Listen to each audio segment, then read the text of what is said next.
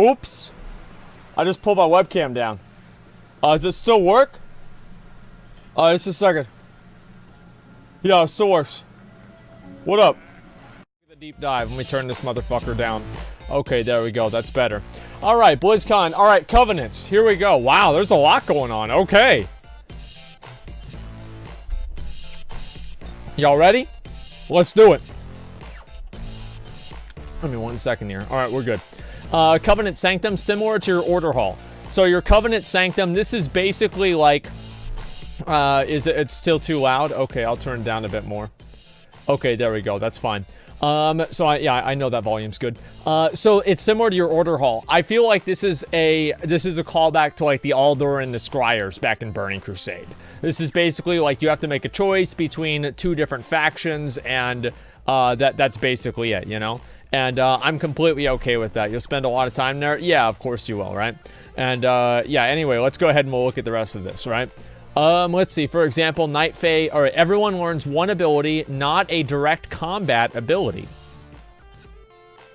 Okay. All right, give me 1 second here. Let's see. Feels like Legion formula, to be honest. Well, yeah, of course that's it, right? All right, let's go ahead and we'll look at the rest of this, all right? For example, Night Fae gets Soul Shape, turns you into a Spirit Fox, giving 30% movement speed and causing enemies to ignore you. It lasts for 10 seconds or infinite in rest area. 1.5 minute CD, customization with different creatures. So, I think that's cool. Yeah, I mean, if they're going to go with the Legion formula, I can't really see anybody complaining about that. That seems completely fine with me. I thought the Legion formula was pretty much good. So, yeah, there's no complaining there at all. Unburden is the Kyrian one. It's a 2-minute cooldown, 1 second cast, 300% move speed for 4 seconds, reduced enemy detection. Okay. Transcend to Flesh, Necro Ward, instant 3-minute CD. Separate the soul from body for 20 seconds. Soul is invisible and untargetable. Body can still be damaged. 30 yards max movement. What the fuck? So it's like a spirit walk? That's crazy. Covenant class ability. Solve problem, 60 yards. Yeah. 60 yards is quite a while. Oh, it says, did I say 30? Well, yeah, 60 yards. Covenant class ability, solve problem by fighting it. Okay. Radiant Spark Kyrian. 2,000 mana, 40-yard range, 1.3 second cast, 30-second CD. Create an arcane spark that does initial damage, then a dot. Next 4 direct damage abilities that hit the target affected by the spark deal 25% increased damage, up to 100% increased. So, yeah, it's like Leoric from HOTS, exactly. It's the same ability. All these abilities are mage only. Is that right? Okay, well, I don't know if they're going to change based off of your class or not. But yeah, this is basically a caster buff that we can see here, okay? Yeah. Do you know King Kongor? Yeah, I know King Kongor. All right, let's see. Shifting power, Night Fae, draw power from the ground for 3 seconds, dealing 5,500 nature damage to nearby enemies. Every sec channeling grabs 5% haste for 15 seconds. All right, that's interesting. Yeah, I could say that's cool. Yeah, sure. Fuck yeah. I mean, it's nothing like amazing or like, oh my god, wow. But I still think it is pretty interesting. Yeah, sure.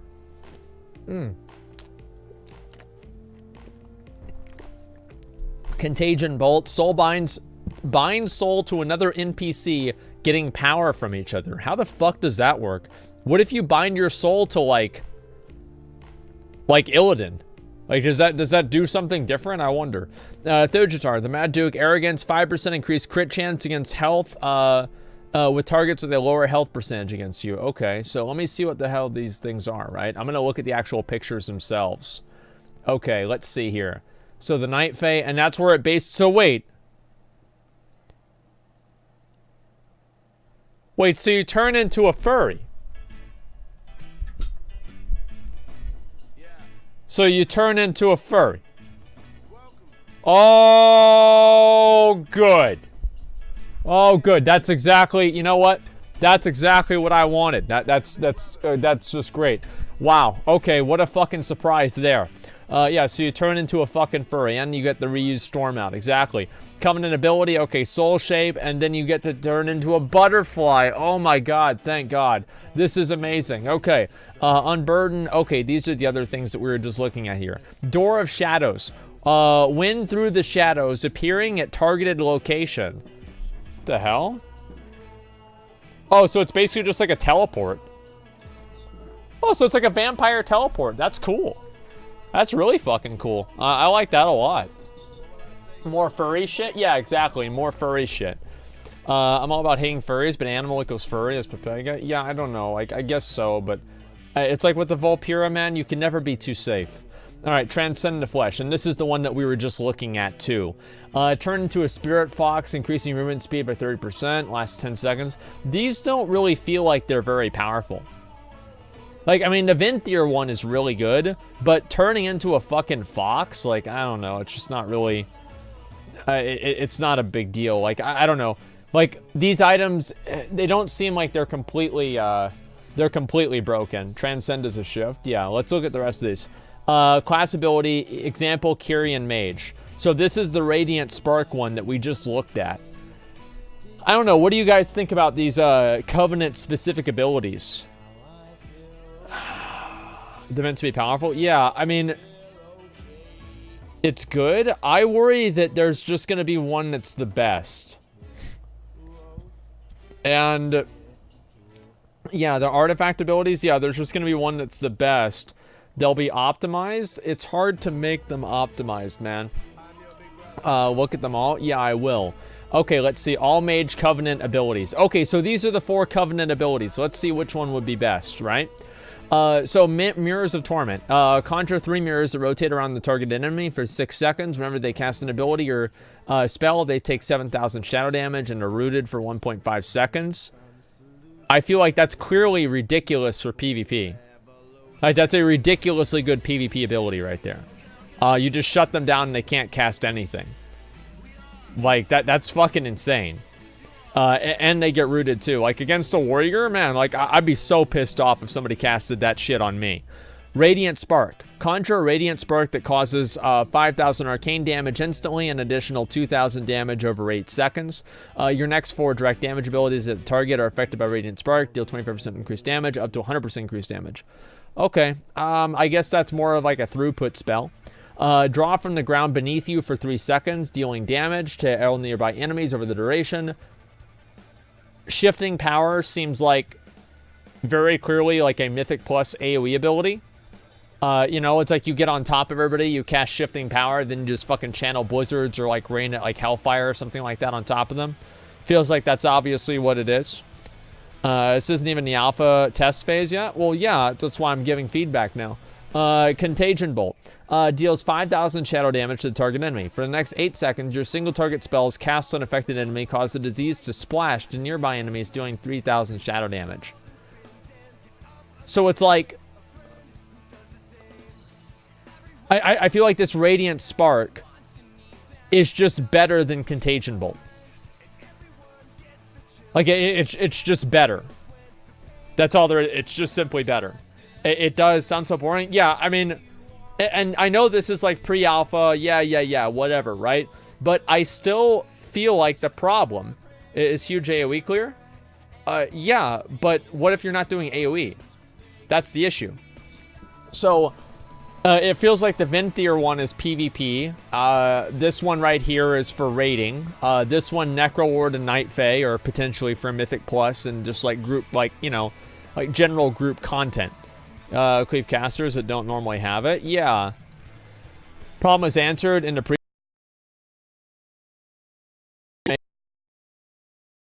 would kind of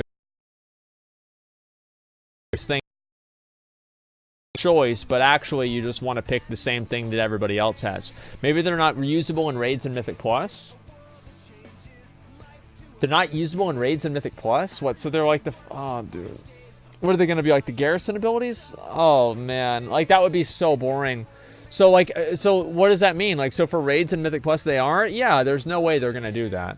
I think that would be ridiculously stupid. Radiant Sword costs mana. Yeah, but like, is mana really a resource that casters have to worry about? Not really. So, I don't know, man. Let's go ahead and we'll look at the rest of them. Okay, so this is obviously what it is, and we'll go to the next one here. Mana retail. Yeah, most casters don't really have to worry about that. All right, let's see. PvP will have different builds. Yeah, but they'll still be like the best one. That's what I worry about, right? Venthyr Soulbinds. Theotar the Mad Duke. Okay. Arrogance. You have 5% critical strike chance against targets whose health percentage is lower than yours. So that's fucking ridiculous for raiding. That is really, really, really good for raiding, because it's basically a buff that you're going to have on you for the entire duration of the fight. And your parry is increased by 6%. If you're normally unable, Najira will teach you how to parry. Okay. That's so... Wait, that allows mages to parry?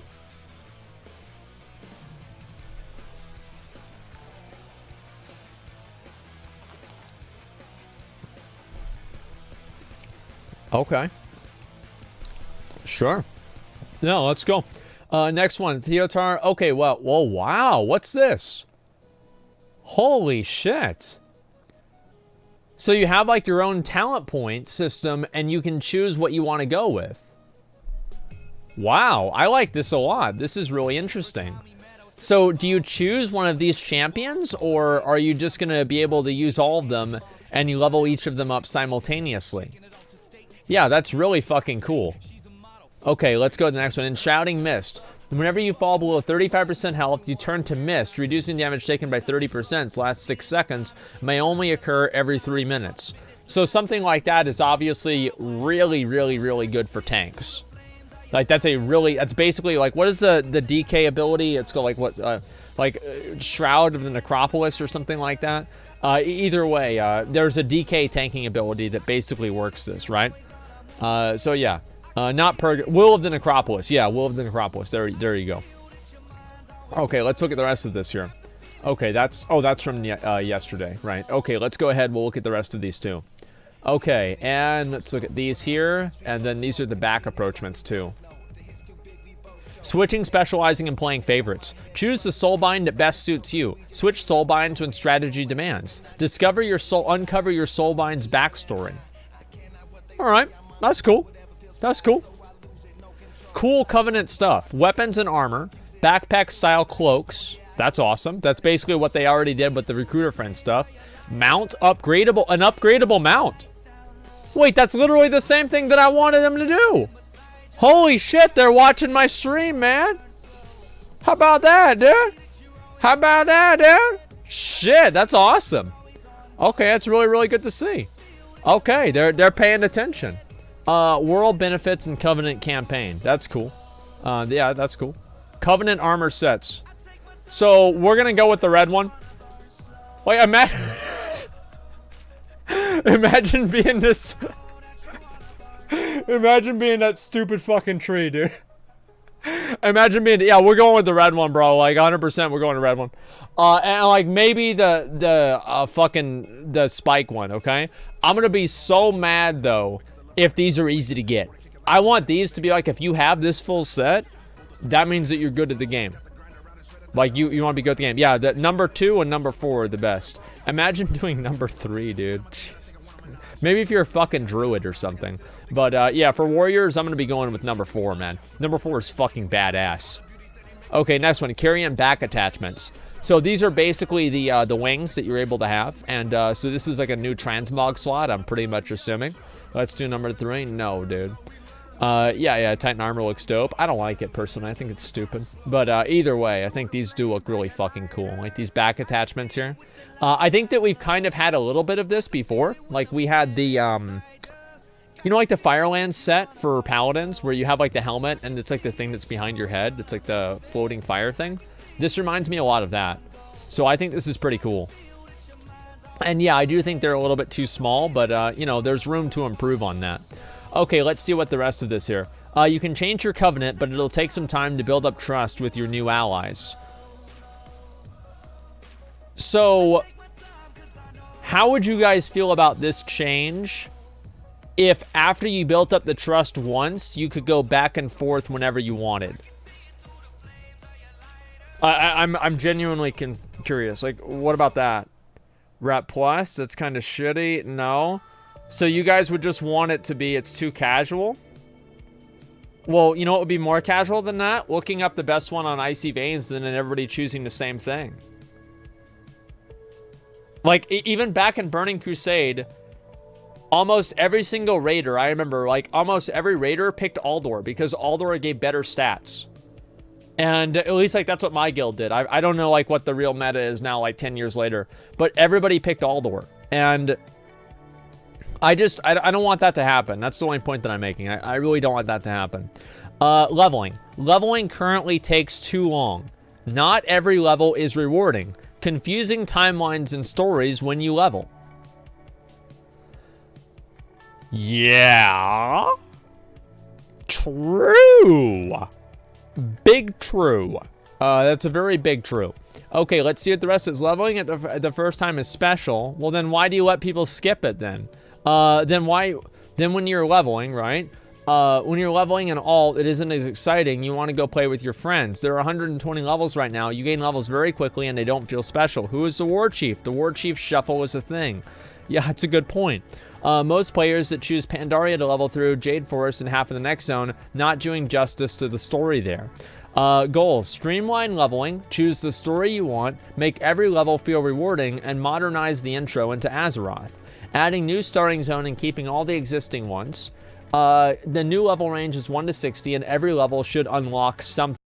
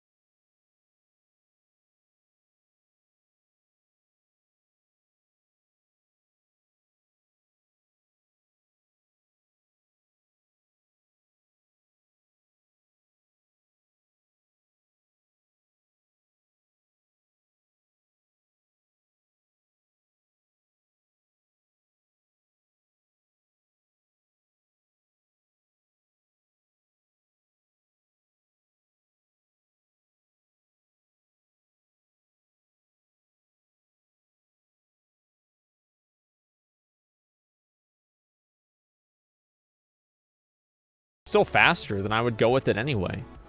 Yeah, whatever. All right, let me look at the rest of this, okay? With IP gone, does that mean islands will be done as well? No, they'll just probably just add something else, right? It's still faster. Yeah, maybe it's still going to be faster. Anyway, let's look at the rest of this. In Legion and Shadowlands, we have covenants that will give cool class abilities. Team is listening to feedback from the past few expansions and trying to fix it. Fix it tells the team that you aren't happy. Still useful, not as useful as specific feedback though. Team has to gauge how disruptive they want to be. Whenever you head into Shadowlands, they don't want you to have to relearn how to ride a bike. Disruption should be worth it to the players. Is this more fun for the player, or are we just doing this to fix something that bothers us as designers? Well, you did that back in Wrath of the Lich King a lot with changing all the badge gear. Not as big class design. Not as big class changes as Legion, mostly going to add things. Well, that's great. Returning to class from spec. Right here, dude. Right here. There it is. There it is, dude. There it is, dude. Like, I'm really, really fucking glad about that, okay? Let me look at this new starting zone, too. I want to take a picture of this, okay? On your capital city. Okay, I'm just going to open up all this stuff, okay? So, this is, all right, this is before, and this is after. All right, this makes sense. So, you just basically do everything. And then, this is the new starting zone, Exile's Reach. So, it's High Mall. Okay. I guess this is cool. Sure. Yeah, I mean, if they think this is a good new player experience, yeah, it's actually High Mall, okay. Epic Dungeon, yeah, so you go through High Mall, and then you stop an ogre. Right, yeah, so you have to defeat the ogre and the dragon, okay. On your capital cities, existing players in Alt's Flow, Exile's Reach, or the existing starting zones, I don't know, whichever one is fucking faster, that's which one. Choose your expansion. Okay, that's levels 1 through 50. And then level 50, welcome back to the Shadowlands. Okay, that makes sense. All right, let's see here. We'll read the rest of these too. Paladins can use light, execute their enemies with divine... Wait, McConnell's crying? What do you mean? If you change specs right now, it's almost like you change classes with how much specs change. Classes are made up of elements of each spec, and then the spec doubles down on it. Yeah, I like that. All paladins can use the light, execute their enemies with divine judgment. That sounds good. That sounds great. Class-defining mechanics. Spells that have a unique hook and help to deliver class fantasy. Paladin auras told you that a paladin is with you. Shamans still have totems, but persistent totems are coming back. Healing totem. Healing stream. Holy shit. What the fuck? Poisons are coming back class-wide to rogues. Curses are coming back to warlocks. Curses used to be an important choice, one curse only. Mages will get Frostbolt, Fire Blast, and Arcane Explosion. Mages are masters of elements.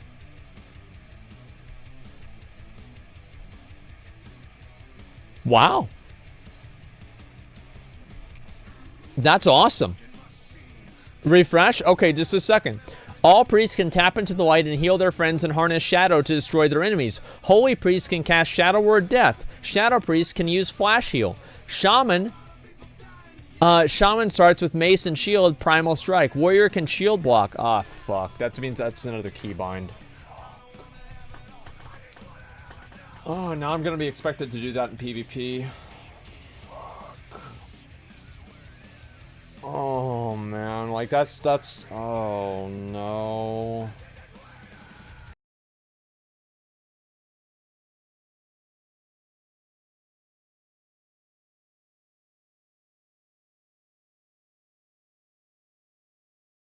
Ah, fuck. Already seeing Classic Impact? Yeah, exactly. This is the Classic Impact. Iconic class abilities. Raise Dead, Frost Shock, Consecration, Ursol's Vortex, Shiv, and Death Coil. That's awesome. Talents and honor talents. Demonic Circle, Summon Gargoyle, Hunter's Mark, Hammer of Wrath, Cyclone, Anti-Magic Zone, Long Lost Friends, Shattering Throw, Kill Shot, Ritual of Doom, Challenging Shout, and Eyes of the Beast.